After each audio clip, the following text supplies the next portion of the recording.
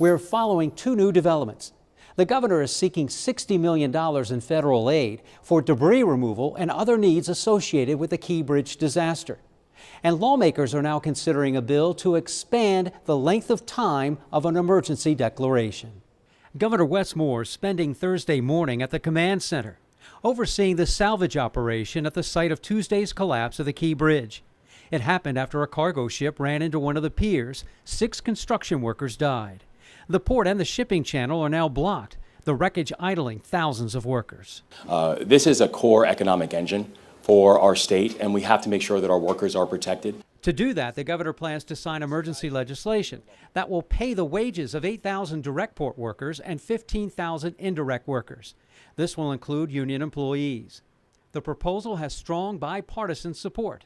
How long workers will be out of a job is anyone's guess.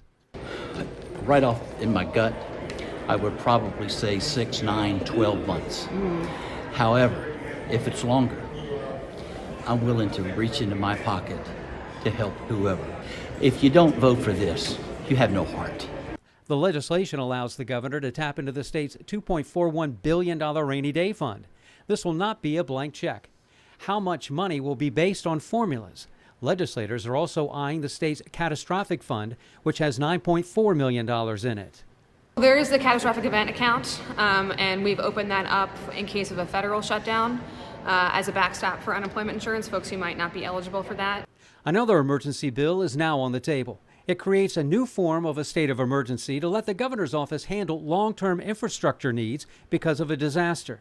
The measure would allow the declaration to last months, even years if necessary.